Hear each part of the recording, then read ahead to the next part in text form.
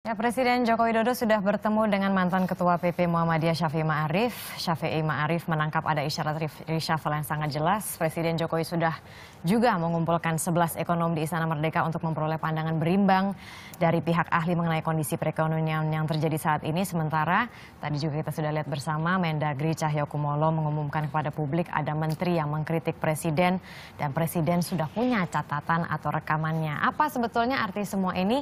Kami akan membahasnya bersama dengan Eva Kusuma Sundari, politisi PDI Perjuangan dan juga staf khusus Kepala Bappenas. Selamat pagi Mbak Eva. Pagi. Dan juga di sebelahnya sudah ada Mas Hendri Satrio, pengamat komunikasi politik Universitas Paramadina. Selamat pagi Mas Hendri. Selamat pagi. Saya mungkin ingin tanya kedua-duanya, tapi mungkin mulai dulu dari Mbak Eva begitu ya. Apa arti semua ini? Fakta-faktanya boom, boom, boom. Enggak, kalau kita serahkan kepada mereka yang langsung berelasi dengan fakta dan data, kita enggak usah ikut-ikut beropini ya. Jadi kalau memang tidak benar, tapi di satu sisi ada yang bicara bahwa saya punya transkripnya, saya dengar suaranya, kan begitu seperti yang dibilang Pak Wakil Sekjen Baskara itu ya.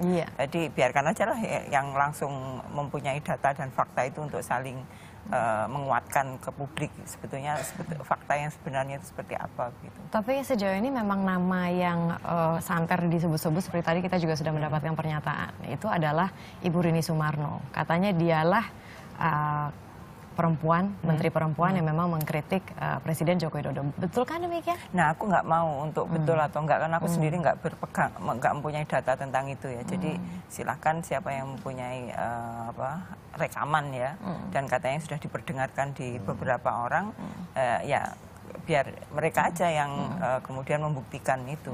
Nah, Mbak Rini juga pada posisi silahkan juga melakukan pembelaan diri ya. Tapi kan kalau di dalam logika hukum kan fakta dan bukti hukumnya itu yang mana yang dipunyai gitu, kita tunggu aja nanti. Oke, baik. Mas Hendri, tanggapan Anda melihat seluruh fakta ini? Ya sebetulnya kalau dilihat dari case-nya Bu Rini sih, pertanyaannya saya mungkin dan juga publik itu adalah kenapa tiba-tiba ini diungkapkan gitu. Harusnya kan kenapa sekarang? Ya, bukan masalah kenapa sekarang juga. Kenapa ini diungkapkan ke publik? Ini kan sebetulnya ranah dapur kabinet kan. Sehingga kalau misalnya ini diungkapkan ke publik itu kan jadi ada dua hal tuh. Yang pertama adalah publik bisa melihat bahwa sebetulnya di kabinet juga ada friksi sendiri gitu. Kemudian yang kedua mungkin ada tujuan-tujuan tertentu sehingga dibukanya sekarang pada saat orang banyak berbicara tentang reshuffle kabinet. Tapi kalau saya melihat dari sebuah komunikasi organisasi ya Mbak Eva, sebetulnya sih apa ya, kalau bawahan ngerumpiin atasannya itu mungkin hampir semua kantor tuh begitu gitu. Hanya ya itu tadi, hanya kan jadi ranah terbatas saja, tidak dibuka ke publik. Nah sebenarnya pertanyaan-pertanyaan ini adanya di sini gitu. Jadi ini menambah PR lagi aja gitu. Kenapa harus dibuka ke publik gitu kan? Jadi orang juga pikir, iya, terus kenapa mesti dikasih tahu semua orang? Terus kenapa kemudian mesti apa ya mendadak jadi heboh semua gitu? Dan ya akhirnya kita menduga-duga bahwa memang Ibu Rini akan menjadi sasaran reshuffle mungkin nantinya, dan ini diperkuat aja dengan yang ini, dengan case ini. Walaupun kita juga nggak tahu seperti tadi Mbak Eva bilang kan, ya, belum tahu juga yang betul itu gimana nantinya.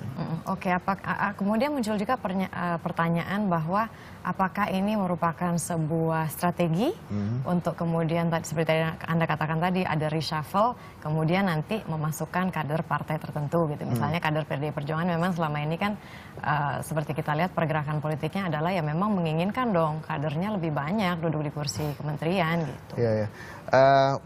Kalau merupakan strategi ya bisa jadi aja, tapi saya sih sangat menyayangkan aja kalau strateginya lucu-lucuan begini gitu. Kenapa saya bilang lucu-lucuan? Karena kan sebagai di tatanan menteri dan presiden ya, hal-hal seperti ini harusnya tidak boleh terlihat lagi, karena yang mengawasi kinerja kabinet itu kan bukan cuma rakyat, tapi juga ada pasar, ada dunia internasional.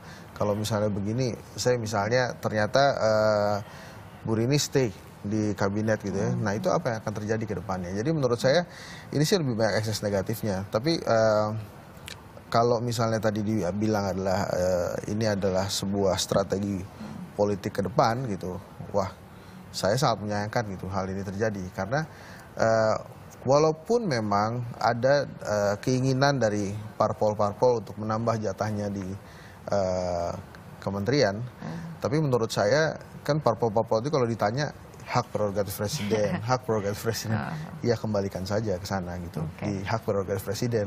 Jadi nggak perlu lagi ada strategi politik yang terlalu gamblang, terlalu terbuka menurut saya. Tanggapan Anda Mbak Eva mengenai hal ini? Kalau PDIP sejak awal kritis ya, konsisten, nggak kemudian lalu ada posisi yang berubah. Jadi artinya ada nggak ada reshuffle pasti apa yang akan diomongin seperti itu. Kalau bisa diracak ke belakang ya, bagaimana beberapa politisi memang sangat kritis dan itu cara kita untuk mendukung. Karena mau nggak mau PDIP realistis ya. Kalau kalau pemerintahan ini gagal mempersempit peluang PDIP untuk menang.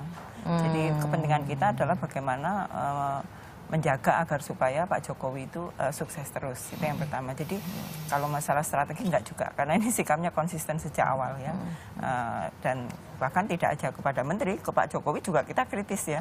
Nah kemudian apakah ini akan sebagai strategi untuk minta kursi? Pertemuan Pak Jokowi dan Bu Mega itu rutin sekarang, hampir seminggu sekali ya, dan itu nggak perlu kemudian keluar ya, langsung minta bisa ya. Dan saya pikir perbaikan komunikasi antara kedua belah pihak, bukan hanya dengan Pak Mega Mas, tapi juga dengan DPD seluruh Indonesia yang setiap bulan itu ketemu. Jadi isunya bukan hanya masalah reshuffle, tapi lebih substansi apa yang terjadi di daerah dan seterusnya. Jadi insya Allah ya, kalau masalah ini strategi untuk nambah kursi enggak lah. Ini bisa langsung kok, kita direct kok. Dan saya yakin Pak Jokowi juga oke, karena beberapa kali Pak Jokowi ya memang PDIP kurang, masa cuma 4 itu berkali-kali. Jadi bahkan dia mengatakan demikian. Ya, jadi bukan strategi dan tampaknya terlalu receh lah kalau dipakai dengan strategi minta perhatian ke publik itu, karena bisa langsung ke Pak Jokowi dan Pak JK juga. Baik. Lalu kemudian kira-kira saya masih tertarik, mengapa itu kemudian diumumkan Nah ke itu publik? tadi. Nah, kayak Strategi komunikasi seperti apa ini? Karena kalau misalnya kita melihat ke belakang, memang nama yang santer ada di media sekarang Ibu Rini Sumarno begitu. Beberapa bulan yang lalu, pasti kita semua masih ingat juga bahwa Rini Sumarno itu termasuk salah satu dari 3 nama orang yang dianggap sebagai penghambat komunikasi antara PDI Perjuangan dengan Presiden Joko Widodo. Kalau kita boleh menganalisa dari sana, tanggapan Anda, Mas Hendri? Nah, ya terus terang saya lega juga gitu kalau Mbak Eva bilang bahwa ini bukan strategi politik gitu. Dan ini informasi baru juga kalau Pak Jokowi bilang iya nambah kursi untuk PDIP. Ya, congratulations juga buat PDIP gitu. Mudah-mudahan nanti beneran reshuffle ada tuh tambahan Mbak. Nah, ya ini makanya memang menarik sosok Rini Sumarno ini, sehingga pada saat ada gonjangan seperti yang kemarin itu kan viralnya cepat sekali gitu. Dari pagi hingga sore itu terus aja di media sosial, kemudian di media online terus memberitakan hal-hal tersebut gitu. Nah, memang mungkin secara hitung-hitungan politis Ibu Rini dianggap sebagai sosok yang kuat dan dekat dengan Pak Jokowi. Tapi kan tadi sudah diinformasikan juga ke Ibu dari Mbak Eva bahwa ini sih terlalu receh gitu kalau misalnya dianggap sebagai strategi politik untuk mendongkel seorang menteri dari kursinya. Tapi sekali lagi memang harus digambarkan juga, harus dijelaskan, kalau bahasa Pak Jokowi ini harus dijelaskan secara gamblang supaya terang benderang kenapa mesti disampaikan ke publik gitu.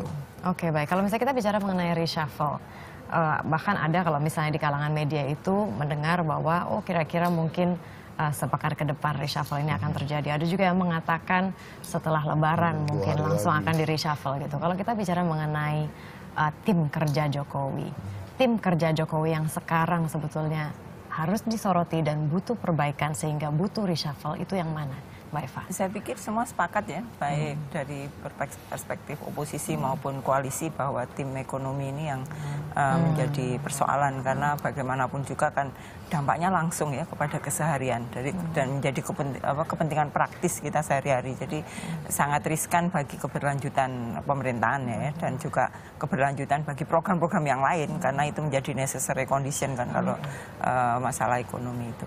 Nah, mungkin itu yang menjadi prioritas, tapi walaupun bagaimanapun terserah Pak Jokowi juga sih ya, tapi kalau pendapat umum adalah tim ekonomi. Tim ekonomi. Gitu ya. Tanggapan Anda, Mas Henry? Iya, kalau dari beberapa survei yang dilakukan kan kedai kopi itu melakukan survei 2 kali, 3 kali. Kalau yang sama online itu 3 kali.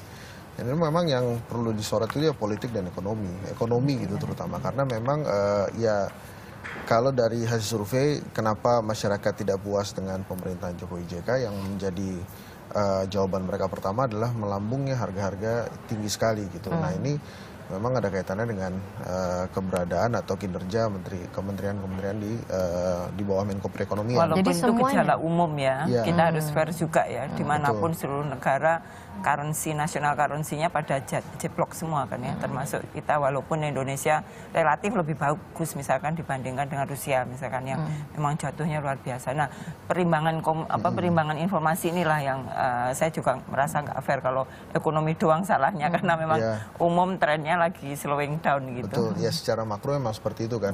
Kalau kemarin kita baca media massa memang Yunani diambang kebangkrutan karena hari ini adalah deadline mereka bayar utang ke IMF gitu. Kemudian, nah tapi terlepas dari itu, memang harapan masyarakat pada saat Jokowi JK dilantik ini memang sangat tinggi, sehingga mereka menginginkan perubahan yang instan mungkin. Kalau misalnya dari tim ekonomi itu, apakah semuanya harus diganti? Enggak, Kalau saya Anda rasa- melihat kinerja sejauh ini? Ya, ini kembali kita pakai data hasil survei aja. Iya, Kalau silakan. dari hasil survei itu kan yang disoroti itu 4 Menko ini kan. Menko Polhukam, Menko Perekonomian, Menko PMK, sama Menko Maritim yang terakhir gara-gara dwelling time itu. Nah, keempat Menko ini memang punya PR yang luar biasa. Jadi memang desakan dari publik untuk diganti itu sebenarnya di keempat Menko dulu ini aja. Dan memang dari hasil survei ya hasilnya memang tidak terlalu bagus angkanya.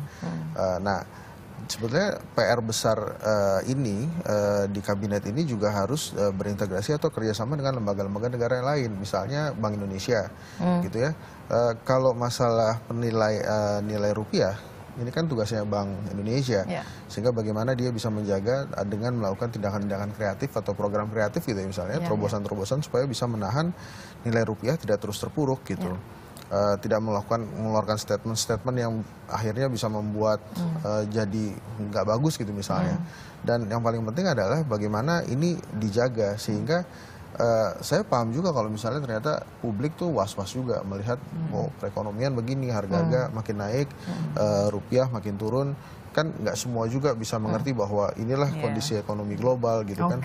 Karena kan kalau misalnya alasannya adalah Yunani, ekspor kita ke Yunani kan sebenarnya tidak terlalu besar. Gitu. Nanti akan berpengaruh kalau misalnya efek Yunani ini melebar ke Eropa. Gitu, misalnya. Betul sekali. Nah, kita juga ingin menyoroti pada beberapa nama menteri yang ini menurut survei dari Kedai Kopi ya, yang dipertahankan. Ada pun juga persentasenya. Yang pertama di sini kami ada dengan persentase tertinggi adalah Menteri Kelautan dan Perikanan Susi Pujiastuti. Di nomor 2 yang harus dipertahankan dengan 68,4% adalah Menteri Kesehatan Nila F. Muluk. Yang ketiga ada Menteri Perindustrian Saleh Husin, 65,2% dipertahankan.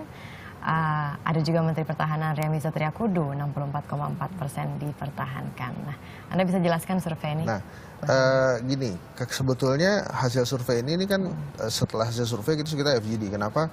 Kayak Menteri Saleh, Menteri Ria Mizar, kemudian Menteri Nila gitu ya, ini mendapat poin yang safe gitu. Nah, kami tuh waktu itu berkesimpulan bahwa memang ada beberapa menteri ini yang geliat di medianya tidak terlalu terlihat gitu, sehingga pada saat ditanyakan masyarakat lebih bilang ya udah dipertahankan aja gitu. Tapi yang menarik gini Mbak Marisha, Mbak Eva, menteri-menteri yang lain selain Bu Susi ya, itu nggak ada yang bisa nembus. Itu angkanya tuh di antara 50 sampai 60 tuh, 40 sampai 60 Kenapa gitu. nggak bisa nembus? Apa karena mereka terlalu expose, jadi mereka kelihatan semua kinerjanya gitu? Ya mungkin karena beberapa hal yang dirasakan gitu ya. Jadi rata-rata tuh memang 65, 64, 61, 60, 67 gitu ya. 70 itu Pak Pratikno. Jadi Bu Susi kemudian Pak Pratikno itu sebetulnya. Nah yang lain tuh di bawah 70 tuh bergoyang. Jadi memang nilai presentasinya itu tidak terlalu jauh, kecuali memang ada beberapa menteri yang berada di bawah level 50% gitu. Ada Menteri Yasona, ada Ibu Puan, ya, itu memang tingkat dipertahankannya memang di bawah itu. Tapi itu tadi ada beberapa hal. Jadi yang pertama memang karena minim terobosan, jadi dia tidak bisa terlihat kinerjanya sehingga mungkin banyak responden menjawab safe gitu ya. Jadi ya sudah dipertahankan atau ini di reshuffle.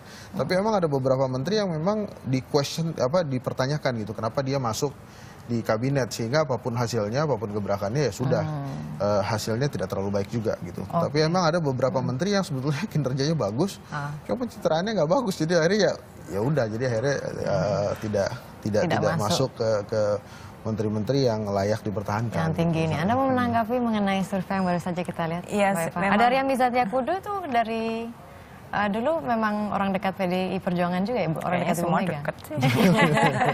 Tapi nggak punya KTA, yang jelas itulah. Memang karena militer ya. Memang kalau surveinya dari popularitas ya Mas, dan di media capture gitu agak berat ya, karena masalah kehumasan ini ya. Dan kalau tidak banyak aktivitas ya nggak, yang heboh-heboh itu yang ketangkep media begitu. Yang saya lihat Bu Menteri Lingkungan Hidup juga bagus banget loh.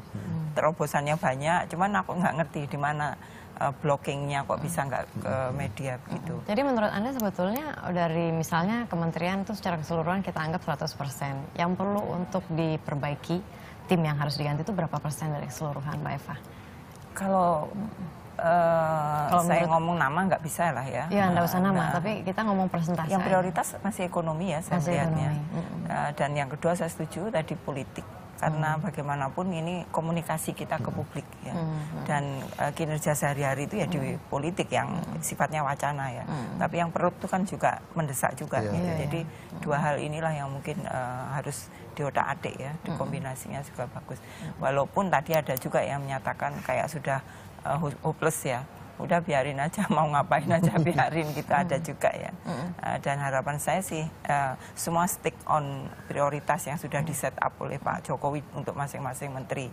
Dan semuanya harus ke sana, jangan kemudian malah bingung untuk pencitraan karena takut dengan reshuffle, malah ininya nggak dikejar prioritas-prioritasnya. Oke, nah ini singkat saja mungkin kalau misalnya bicara mengenai politik kan harus diperbaiki juga begitu ya. 15,2 responden dari kedai kopi ini menginginkan Jokowi memasukkan KMP. Apakah ini nanti akan efektif ke perbaikan kinerja ke depan, Mas Hendri? Itu dia, responden ini kan beragam. Ya, terutama sih ini memang surveinya di Jabodetabek di segitiga emas nih Mbak. Jadi profesional yang gajinya di atas 5 juta. Emang positive sampling kita batasi. Banyak yang menginginkan Pak Jokowi memang move on gitu, untuk mengambil juga tokoh-tokoh yang mungkin dirasa memang pas untuk menjadi menteri tapi berada di pihak yang dari KMP gitu. Karena yang mendekat sejauh ini kan PAN sama Demokrat. Ya, mungkin karena ini juga dilihatnya bahwa kinerja kabinet ini memang larinya kurang cepat gitu. Bahkan dengan kekisruhan ekonomi yang sekarang justru ada beberapa menteri yang kalau Mbak Marisa lihat itu setiap hari ada di koran gitu fotonya. Nah, tapi apakah terus kemudian dengan dia ada di koran terus perekonomian jadi baik, harga-harga jadi turun, ketahanan pangan jadi tinggi, kan nggak juga gitu. Nah, ini juga betul juga tadi kata Bu Eva, terkadang jangan jadi terjebak dalam kegiatan PR sehingga mereka melupakan kerja-kerja cepatnya. Tapi gini Mbak Marisa, sebetulnya reshuffle ini jangan dianggap sebagai hal yang menakutkan, karena reshuffle kan bukan berarti dicopot saja, tapi bisa juga direposisi gitu. Nah, yang penting adalah memang itu dia tadi, harapan pada Jokowi JK ini memang sangat besar pada awalnya, dan ini kelihatannya dicoba oleh Pak Jokowi untuk dimaksimalkan, untuk dipenuhi. Dan sekarang saya pikir Pak Jokowi butuh menteri-menteri yang loyal kepada dirinya gitu, sehingga kinerja ini bisa diperbaiki. Yang paling penting adalah mengetahui dan memahami visi misi presiden dan wakilnya gitu. Oke, baik, terima kasih banyak Mas Hendri Satrio dan juga Mbak Eva Kusuma Sundari sudah hadir di sini. Tapi yang jelas kalau saya bicara mengenai reshuffle, semua juga bisa bicara. Tapi yang jelas yang tahu adalah Presiden Joko Widodo dan juga Wakil Presiden JK. Kita tunggu saja. Kalaupun reshuffle ini akan terjadinya kapan dan siapa saja yang akan di reshuffle, informasi itu ada di kepala negara. Nah,